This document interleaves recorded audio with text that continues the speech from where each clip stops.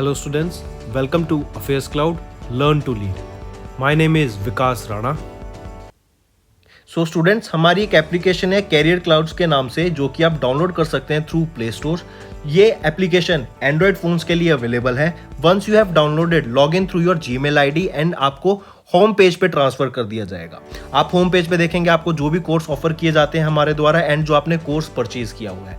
अगर आप विकास 10 का कोड यूज करते हैं तो आपको स्ट्रेट अवे 10% का डिस्काउंट मिल जाएगा।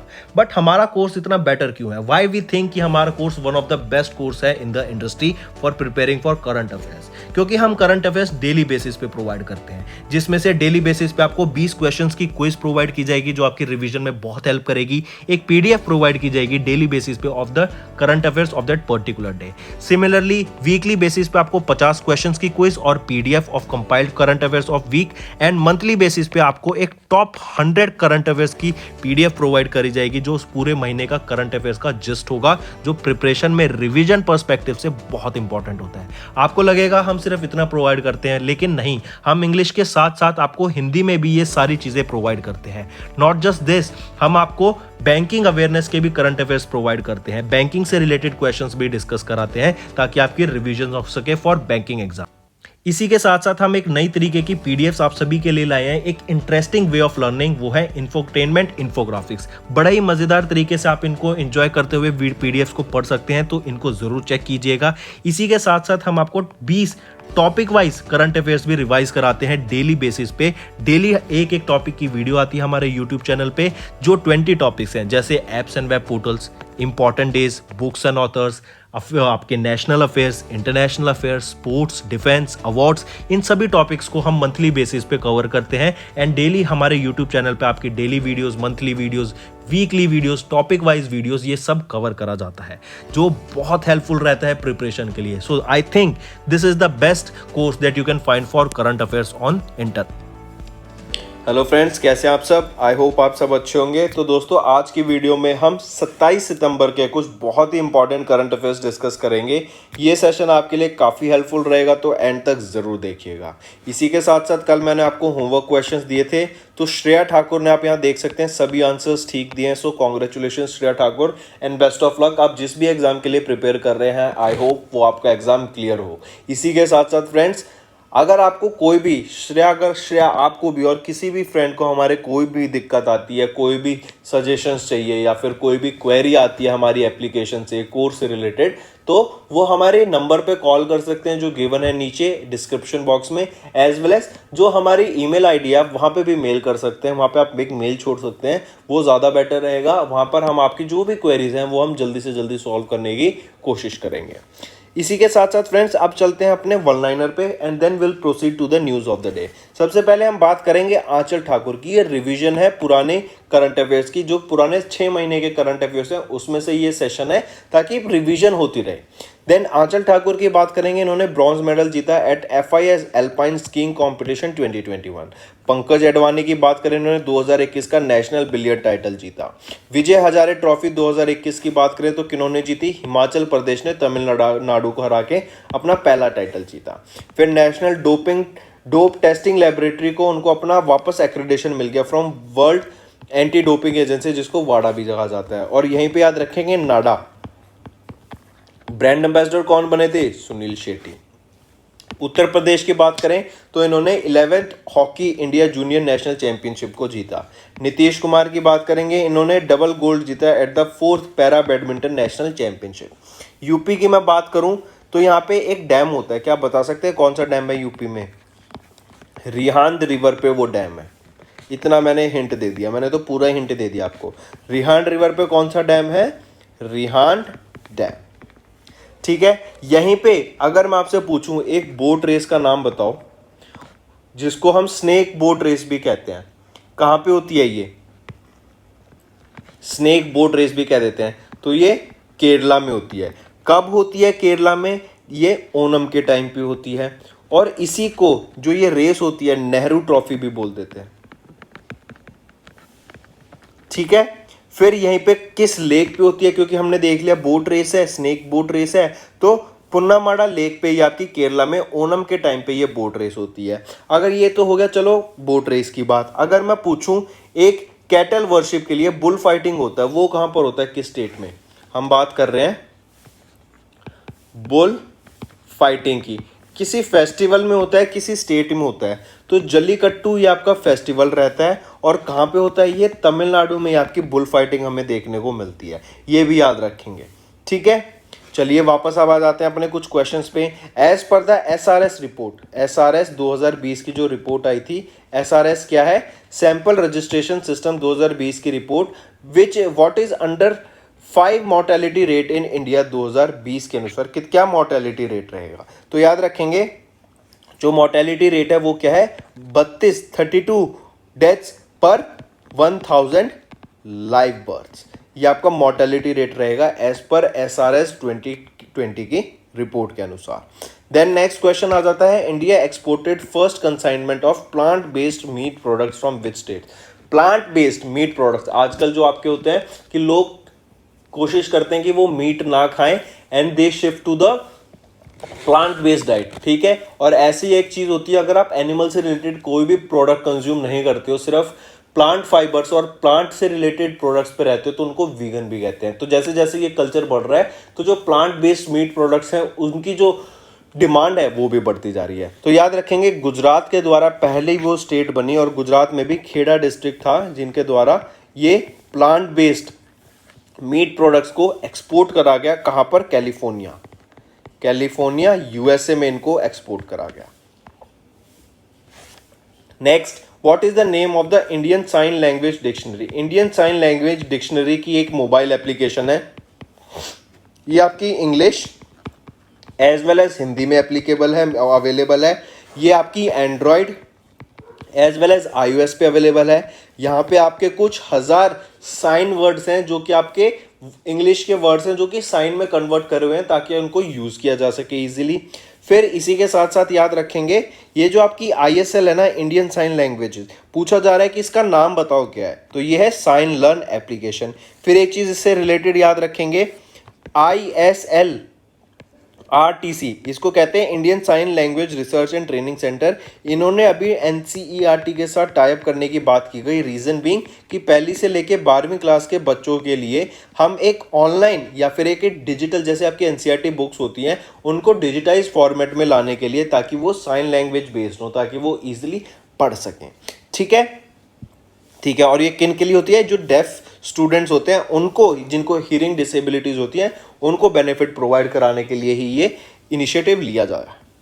नेक्स्ट आ जाते हैं, which country has discovered lunar crystal name changesite Y on the moon? ये चाइना के द्वारा करा गया था, याद रखेंगे, नॉट USA, चाइना के द्वारा। इवन अभी आपके लिए क्वेश्चन देता हूं मैं, यूएसए का नासा, हम जानते हैं इनकी स्पेस एजेंसी क्या है, नासा प्लान कर रहा है अभी एक अपने सैटेलाइट को किसी एस्ट्रॉयड में जाके टकराने का। रीजन बीइंग कि अगर फ्यूचर में हमें कोई ऐसा डिफेंस अपनाना पड़ता है कि कोई बड़ी सैटेलाइट या कोई बड़ा एस्ट्रॉयड हमारी अर्थ की तरफ आ रहा है और उसको हमें डिविएट करना है अपने पाथ से, तो क्या हम ऐसा कर सकते हैं या नहीं? तो इसी के लिए ये मिशन लॉन्च किया गया, क्योंकि हम जानते हैं कि एक बहुत बड़े एस्ट्रॉयड नहीं, जो हमारे बड़े पूर्वज होते हैं, जिनके हमें आज भी फॉसिल फ्यूल मिलते हैं, जो डायनासोर्स थे, उनको ख़त्म कर दिया था, क्योंकि एक इम्पैक्ट से वो इतना ज़्यादा बड़ा इम्पैक्ट था कि एक ही दम जो पूरे लिविंग लाइफ थी अर्थ पर, वो सारी वाइप आउट हो गई थी। तो ऐसे एक्सटिंक्शन इवेंट को हम ना देखें, हम फेस ना करें, ऐसे एक्सटिंक्शन इवेंट को अवॉइड किया जा सके,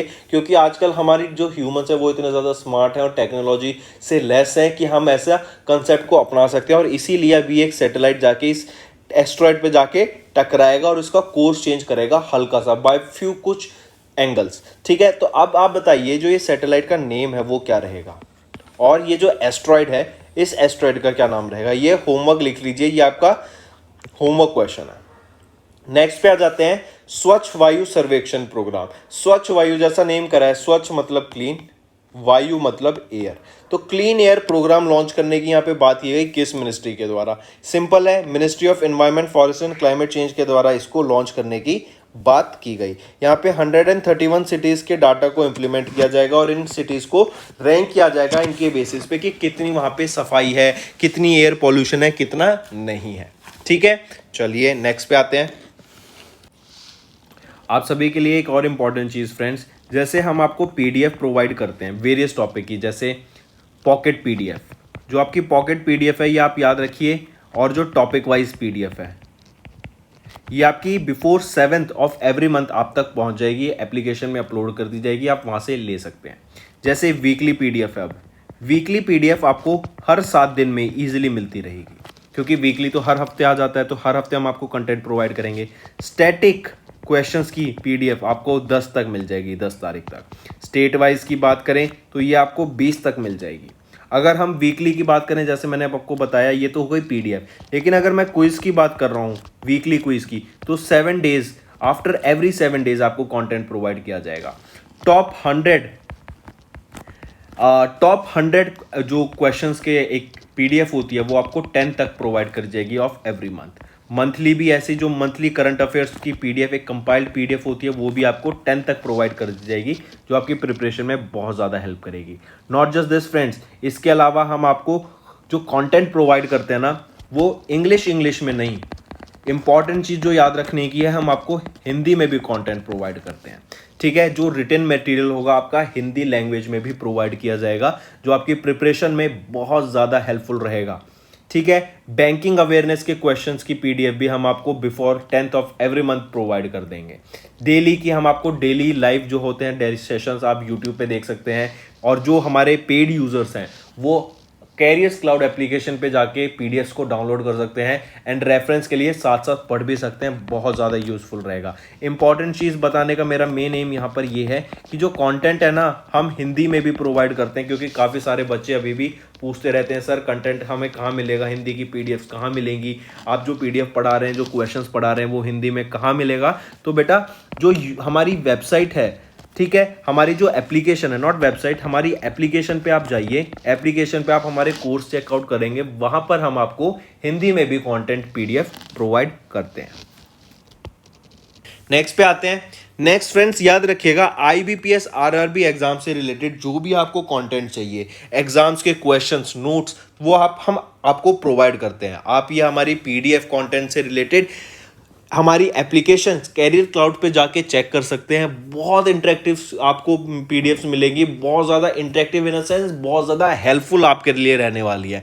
जो इंपॉर्टेंट कंटेंट होता है, जैसे आप कोई भी एग्जाम के लिए प्रिपेयर करते हैं, तो हर एग्जाम का जो पैटर्न होता है, जो हर एग्जाम का कंटेंट होता है कि उसमें इस टाइप के क्वेश्चंस आएंगे, इस डिफिकल्टी लेवल के क्वेश्चंस आएंगे, तो वो डिफिकल्टी लेवल बहुत मैटर करता है। तो उसी के हिसाब से हमने आपके लिए ये कंटेंट प्रोवाइड किया है। ये एप्लीकेशन में आपको जो हम पीडीएफ प्रोवाइड करते हैं वो उसी के बेसिस पे होता है, जो कि आपके रिवीजन के लिए बहुत हेल्पफुल रहने वाला है। और जो कंटेंट हम प्रोवाइड करते हैं एकदम टॉप नॉच कंटेंट रहता है, जो आपकी प्रिपरेशन में बहुत ज़्यादा हेल्प करने वाला है। और ये आपको मैं अश्योर करता हूं, जैसे आप मेहनत करके पढ़ते हैं ना, और एक बार आप वो पीडीएफ पढ़ेंगे तो आपको दिखेगा, अरे सर आपने तो कंटेंट को इतना इजी बना दिया है, आपने तो प्रिपरेशन को बहुत इजी बना दिया है। तो ज़रूर से देखिएगा, उस कंटेंट को आपके लिए बहुत हेल्पफुल रहने वाली है।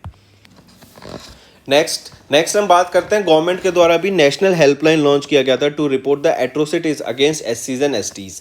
आंध्र प्रदेश की बात करें, इन्होंने एक इंक्ड पैक्ट साइन किया United Nation Food and Agriculture Organization ने and ICR Indian Council and Agriculture Research ने सस्टेनेबल एग्रीकल्चर को आगे बढ़ाने के लिए। एनटीपीसी सेटअप करेगा इंडिया का पहला ग्रीन हाइड्रोजन माइक्रोग्रिड प्रोजेक्ट, कहाँ पर, शिमहाद्री में। दुर्गा पूजा की बात करें तो इन्होंने इसको यूनेस्को की इंटेंजिबल कल्चरल हेरिटेज लिस्ट में ऐड किया गया था। और इंटेंजिबल क्या होता है, जिसको आप टच नहीं कर सकते हैं। इसी के साथ साथ आप इसको ध्यान कैसे देंगे कि मैंने आपको बताया था, जिस भी चीज़ को आप टच नहीं कर सकते वो आपके इंटेंजिबल कल्चरल हेरिटेज लिस्ट में, मतलब उस लिस्ट में वही चीज़ आती है जिनको आप टच नहीं कर सकते। इंटेंजिबल होता है टच नहीं कर पाना।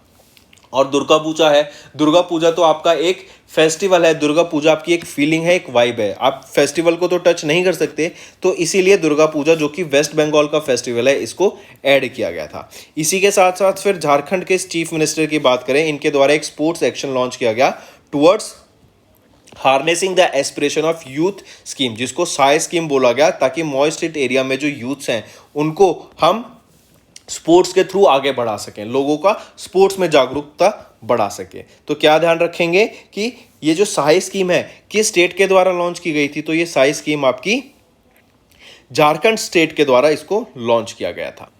नेक्स्ट हम बात करेंगे 7th India international science festival 2021 की। कहाँ पे हुआ था, पणजी, गोवा में हुआ था। इसी के साथ साथ अगर मैं पूछूं हीराकुंड डैम, ज़रा बताओ हीराकुंड डैम आपका कहाँ पे लोकेटेड है? ये ओडिशा स्टेट में लोकेटेड है। और यहीं पे अगर आपसे मैं पूछूं किस रिवर पे लोकेटेड है, तो महानदी पे ये आपका लोकेटेड रहेगा हीराकुंड डैम। इसी के साथ साथ अगर मैं बात करूं पौंग डैम की, क्या बता सकते हैं पौंग डैम किधर लोकेटेड है, किस स्टेट में? ये हिमाचल प्रदेश में लोकेटेड है। और किस रिवर पे है? ब्यास रिवर पे ये आपका पौंग डैम लोकेटेड रहेगा।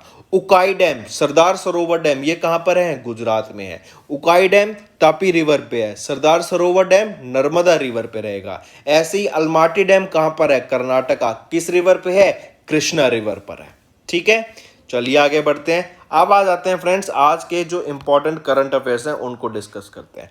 सबसे पहली न्यूज़ कह रहा है कि मेक इन इंडिया इनिशिएटिव को 8 साल पूरे हो गए हैं।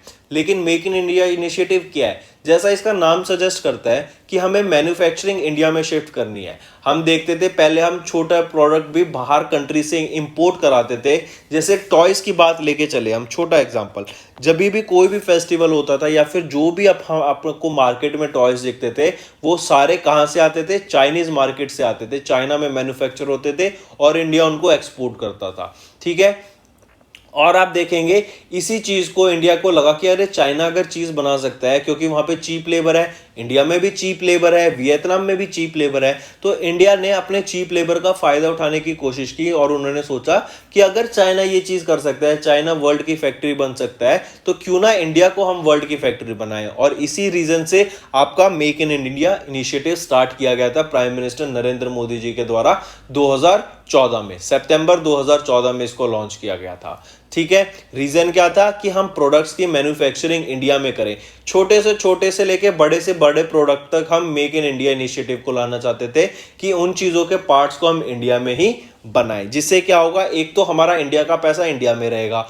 दूसरा चीज क्या होगी, एक तो इंडिया के पास स्किल्ड आएगी, स्किल्स आएंगी, दूसरा स्किल्स के साथ साथ यहाँ पे एम्प्लॉयमेंट जनरेशन का काम होगा।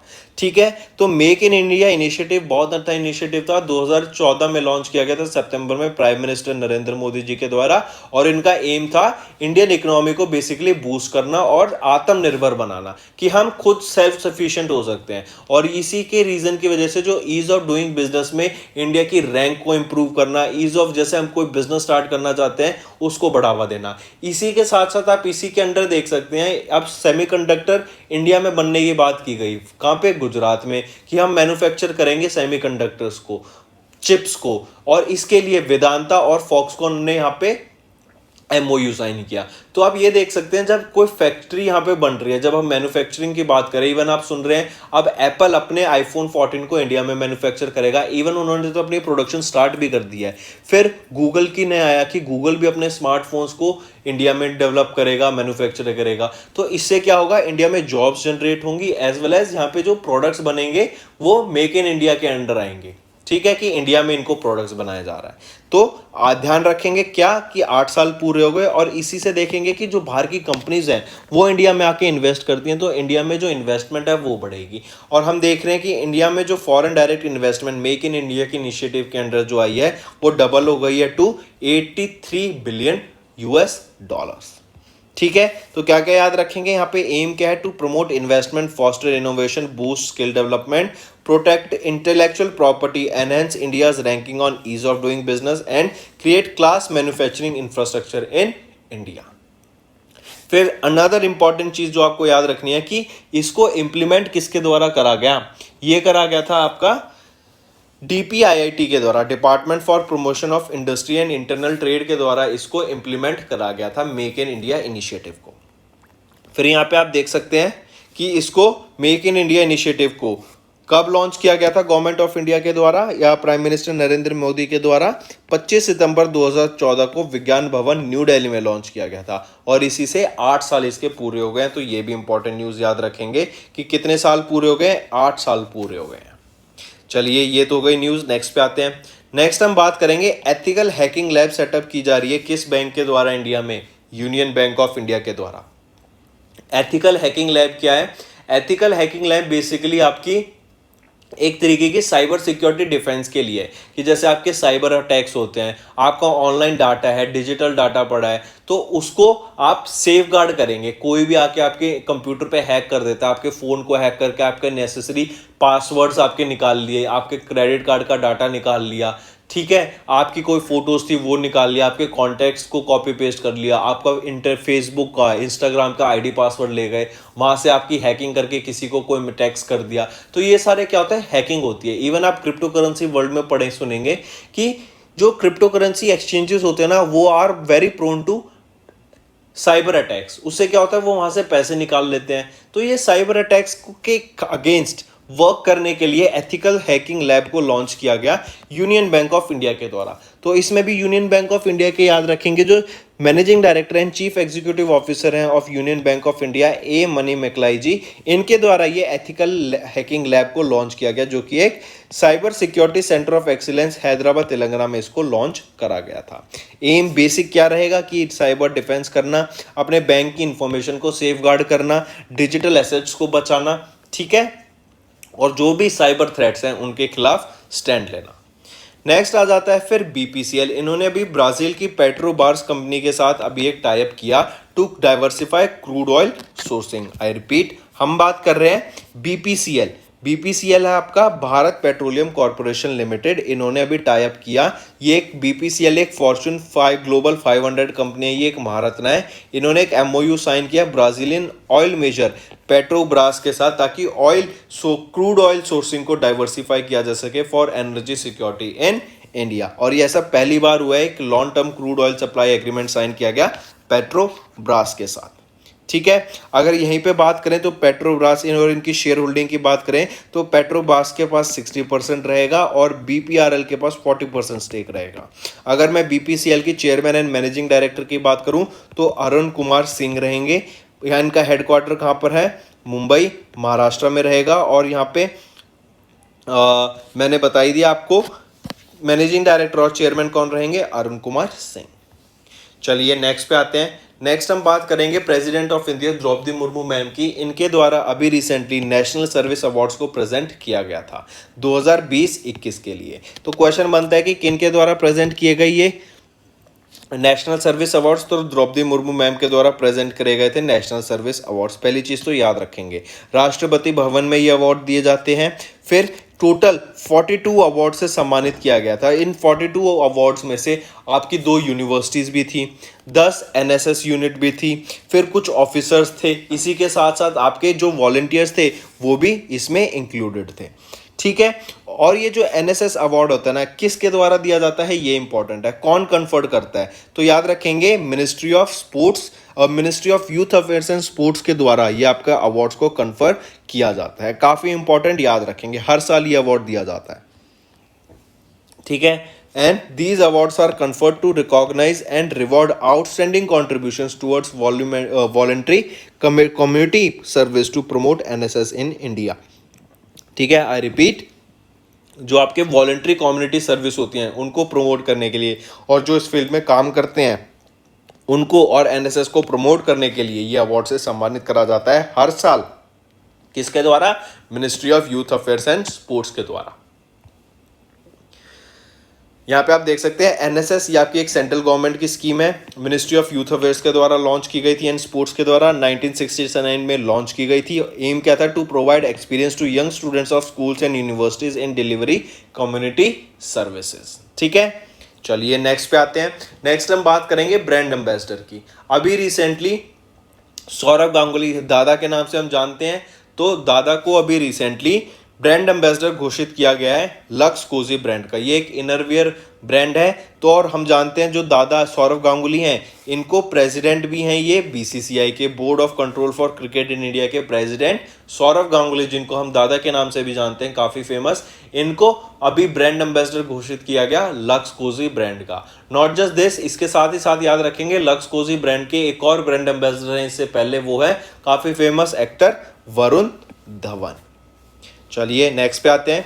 नेक्स्ट हम बात करेंगे एक इंडिया का पहला एवलांच मॉनिटरिंग रडार। ये मतलब एवलांच क्या होता है, जब भी आप कहीं पहाड़ों पे जाते हैं और आपने देखा है कि वहां पे बर्फ गिरी हुई है, काफी फ्रेश बर्फ है, विद इन 1 या 2 दिन के अंदर बर्फ गिरी है, और ड्यू टू सम वाइब्रेशन या फिर किसी भी नॉइज की वाइब्रेशन की वजह से आप देखेंगे वहां पे जो बर्फ है ना वो गिरने लगती है, और वो बर्फ पहाड़ से ऐसे ऐसे गिरती आती है, वो इतनी बड़ी ज्यादा हो जाती है, जैसे आपका भूकंप आता है, पत्थर लैंडस्लाइड हो रही है, तो landslide in the form of snow. Landslide तो होती है आपकी सॉइल, पत्थर आ रहे हैं, पेड़ हैं जो वहां पर वो गिर रहे हैं, लेकिन एवेलॉन्च में क्या हो जाता है, वही चीज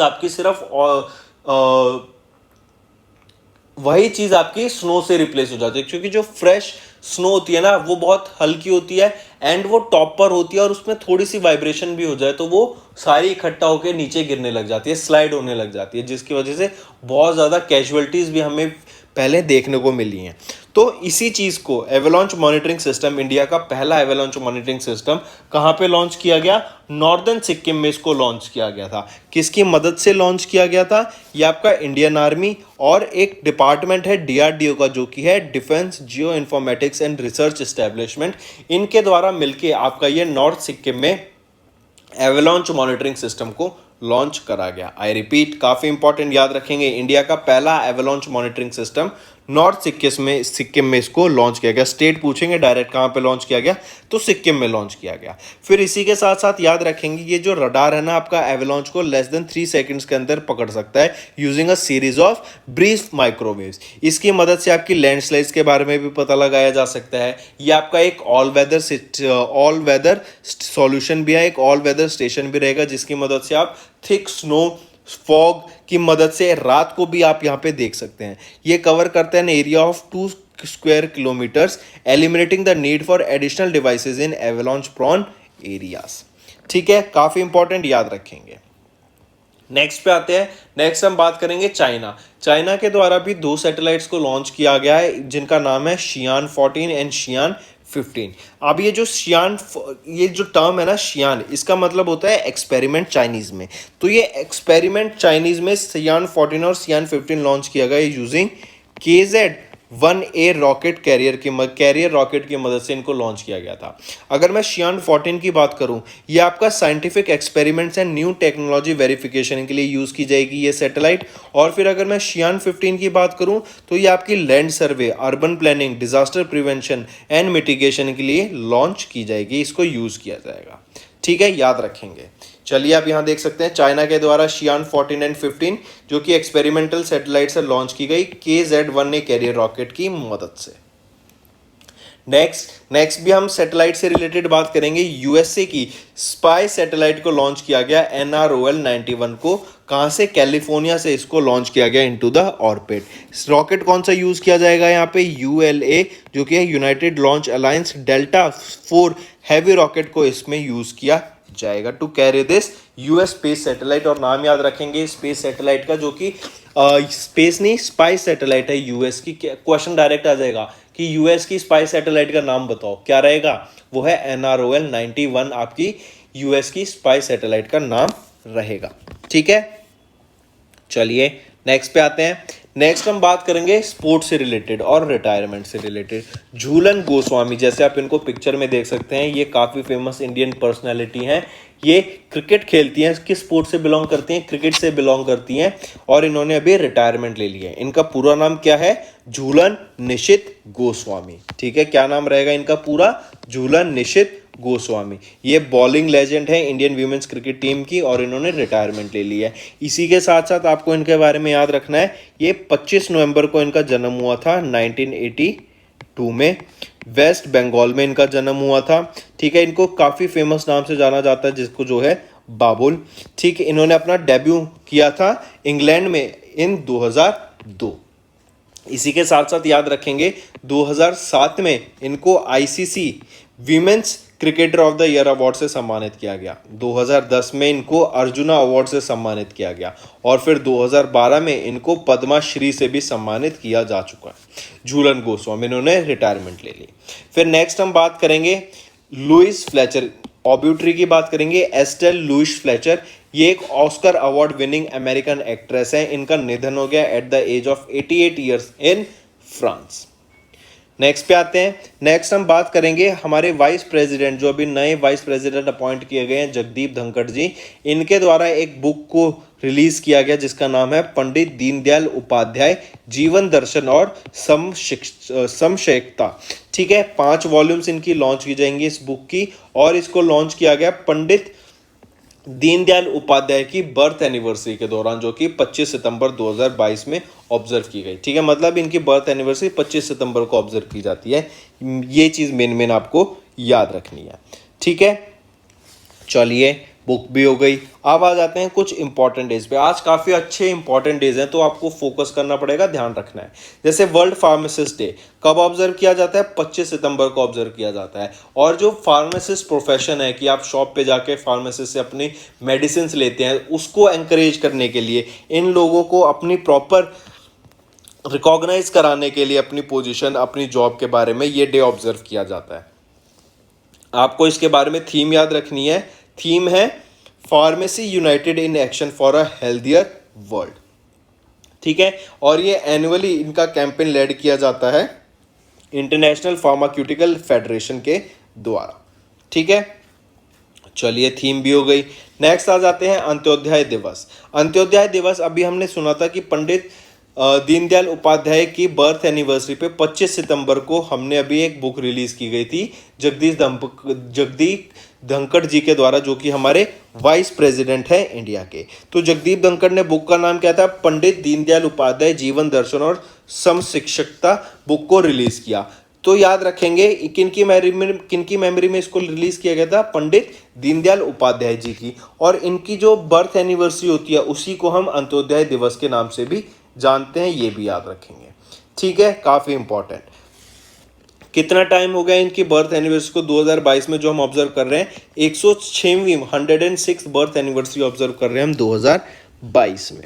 और डे ऑब्जेक्टिव क्या है? This day aims to reach the weakest section of the society and to provide inclusive growth so that no member of the society is left behind. चलिए नेक्स्ट पे आते हैं, world rivers day. World rivers day कब observe किया जाता है? हर चौथे संडे को, हर fourth Sunday, every fourth Sunday of सितंबर मंथ, या फिर हर साल चौथे संडे को सितंबर मंथ के हम ऑब्जर्व करते हैं वर्ल्ड रिवर्स डे। लकीली 2022 में वो 25 सितंबर पे आया, 26 सितंबर पे था 2021 में, और 2023 में अब वो 24 सितंबर को हम ऑब्जर्व करेंगे। इसी के साथ साथ आपको इसकी थीम याद रखनी है, वो है the importance of rivers to biodiversity. हम देखते हैं रिवर्स को हमें बचा के रखना है, इनको सूखने नहीं देना। लेकिन अगर आप देखें अभी क्लाइमेट चेंज की वजह से यूरोप, चाइना, यहाँ पे जो रिवर्स थी, आपकी लेक्स थी, वो ड्राई अप हो गई हैं, क्योंकि वहाँ पे इतनी गर्मी पड़ी और सूखा पड़ा कि वहाँ पे जो आपकी यांगस्टे रिवर, जो कि one of the largest river बोली जाती है चाइना की, वो भी सूख गई है। वहाँ पे जो वाटर लेवल्स हैं वो बहुत ज़्यादा ड्रॉप कर गए थे। और एक रीजन क्लाइमेट चेंज का यही माना जाता है कि जैसे जैसे क्लाइमेट चेंज आएगा, आप ये क्लाइमेट चेंज है, क्योंकि एक रिवर पिछले साल इतनी ज़्यादा हम देख रहे हैं, 1-2 साल पहले वहाँ पे फ्लड आ रही थी चाइना में यांगस्टे रिवर में, और सडनली वहाँ पे रिवर अब वो सूख गई है। इवन पुराने आर्टिफैक्ट्स भी वहाँ पे डिस्कवर किए गए because of the drawing up of the river. ठीक है, तो ये आपकी थीम रहेगी वर्ल्ड वाटर रिवर्स डे की, जो कि कब ऑब्जर्व किया जाता है? 25 सितंबर को। अगर मैं यही बात करूं, आपका नेक्स्ट डे आ जाता है international day for the total elimination of nuclear weapon. जैसा नाम सजेस्ट करता है कि हमें न्यूक्लियर वेपन्स यूज नहीं करने चाहिए, these are the weapon of mass destruction. और अगर कोई एक कंट्री भी यूज करता है तो फिर आप देखेंगे, क्योंकि आजकल ऑलमोस्ट हर कंट्री के पास आपको यहाँ पे न्यूक्लियर वेपन देखने को मिलेंगे। तो 26 सितंबर को हम international day for the total elimination of nuclear weapons observe करते हैं। ठीक है, पहली बार ये डे कब ऑब्जर्व किया गया था? 2014 में, 26 सितंबर 2014 में पहली बार ये डे ऑब्जर्व किया गया था। नेक्स्ट आ जाता है वर्ल्ड कॉन्ट्रासेप्शन डे। 26 सितंबर को हम ये डे ऑब्जर्व करते हैं, एंड ये ऑब्जर्व किया जाता है to improve the awareness of contraception and to make enable young people to make informed about the choices on their sexual and reproductive health. ठीक है, याद रखेंगे वर्ल्ड कॉन्ट्रासेप्शन डे 26 सितंबर को ऑब्जर्व करा जाता है। इसी के साथ साथ ये भी याद रखेंगे कि पहली बार ये डे कब ऑब्जर्व किया गया था? 26 सितंबर 2007 में इस डे को पहली बार ऑब्जर्व किया गया था। Next world environmental health day कब ऑब्जर्व किया जाता है? 26 सितंबर को यह डे ऑब्जर्व किया जाता है, world environmental health day.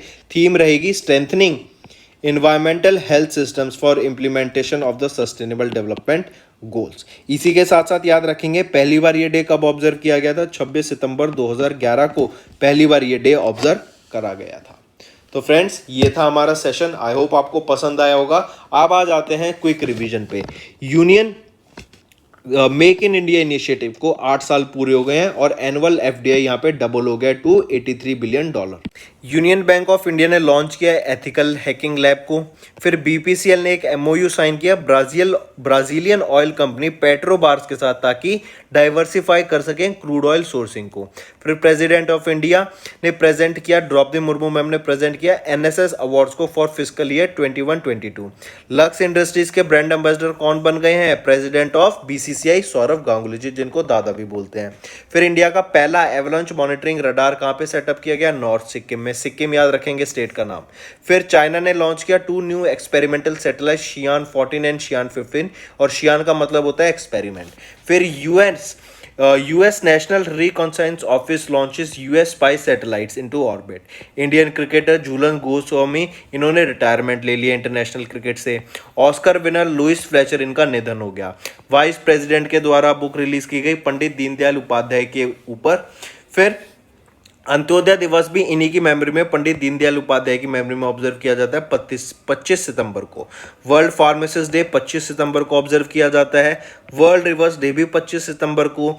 International day for the total elimination of nuclear weapons 26 सितंबर को। और 26 सितंबर को 2 और डे ऑब्जर्व किए जाते हैं, world contraception day and world environment health day. ठीक है फ्रेंड्स, अब आ जाते हैं आपके होमवर्क पर। होमवर्क का पहला क्वेश्चन है, which state announce Rajiv Gandhi Khel Ratna award and Rajiv Gandhi rural Olympics? बताइए जरा। दूसरा, as per the recent NSO national statistical office update जून 2022 के हिसाब से what is the GDP growth estimate of India in 2021-22?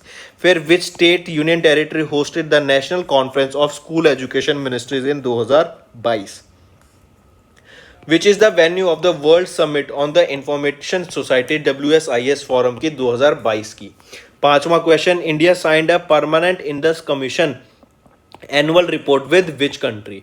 ये 5 क्वेश्चन बहुत इंपॉर्टेंट आपके होमवर्क रहेंगे। एक छठा क्वेश्चन और लिख लो। जरा आप मुझे बताओ, अगर मैं आपसे पूछ रहा हूं कोयना डैम ये किस स्टेट में है और ये किस रिवर में है? जरा बताओ। ये आपके 6 क्वेश्चंस रहेंगे जो आप मुझे कमेंट करके जरा बताइएगा। 5 नहीं 6 हैं। एंड कोई चीटिंग नहीं करनी है फ्रेंड्स, बिना चीटिंग के रिवीजन करनी है। अगर आपको चीज़ें याद करनी है तो आपको खुद से रिसर्च करना पड़ेगा, खुद से गूगल पे टाइप करके ढूंढो, खुद से उसके बारे में पढ़ो एंड फिर उसके बाद कमेंट करो। फिर आप देखेंगे कमेंट करने से, मैंने एक कमेंट पढ़ा था, नेक्स्ट टाइम वो कमेंट भी मैं ऐड करूंगा। आपको पता लगेगा कि नॉट जस्ट दिस आपकी चीज़ें याद होती हैं। कल को आप कोई एग्जाम क्लियर करते हैं और आपकी टाइपिंग का एग्जाम आता है, तो जब आप टाइप करते हैं ना ये आंसर्स को, वहां पे भी आपकी प्रिपरेशन हो रही है। तो सोचिए डबल बेनिफिट मिल रही है। तो एक तीर से 2 शिकार हो गए। तो जरूर कमेंट करना है, होमवर्क करिए, बहुत इंपॉर्टेंट सेशन था। So that's all for the day friends, thank you and have a nice day. That's all for the day friends, ये हमारी वीडियो थी। आई होप आपको वीडियो पसंद आई होगी। इसी के साथ साथ फ्रेंड्स, आप हमारे यूट्यूब चैनल को सब्सक्राइब कर सकते हैं, आप टेलीग्राम चैनल पे जाके हमें फॉलो कर सकते हैं। एंड इसी के साथ साथ अगर आपको कोई भी प्रॉब्लम आ रही है या तो पेमेंट में या हमारे कोर्सेज के साथ, तो आप हमें कांटेक्ट कर सकते हैं एट द नंबर 7677333862, या फिर आप हमारी मेल आईडी पे हमें मेल कर सकते हैं। And I will make sure कि आपकी जो प्रॉब्लम है उसको जल्दी से जल्दी सॉल्व किया जाए। इसी के साथ साथ आप हमारे इंस्टाग्राम हैंडल affairscloud_official को फॉलो कर सकते हैं। कोड और याद रखना, वो है विकास10। अगर आपको 10% का एक्स्ट्रा डिस्काउंट चाहिए तो आप विकास10 का कोड यूज कर सकते हैं। आपको क्रैक 10 के अलावा 10% का डिस्काउंट यहां पे मिलेगा। और इसी के साथ साथ अगर आपको कोई भी इश्यू आ रहा है हमारी एप्लीकेशन से रिलेटेड, वेबसाइट से रिलेटेड, या आपका कोर्स परचेज नहीं हो रहा, या आपका कोर्स परचेज हो गया, पैसे कट गए हैं, या कोई भी इशू आ रहा है, तो आप हमें कॉन्टैक्ट कर सकते हैं एट द नंबर 9677333862, या फिर आप मेल कर सकते हैं support@affairscloud.com पे। एंड आई मेक श्योर हमारा रिप्रेजेंटेटिव आपको जल्दी से जल्दी आपको रीच करेगा एंड आपकी प्रॉब्लम को सॉल्व करेगा।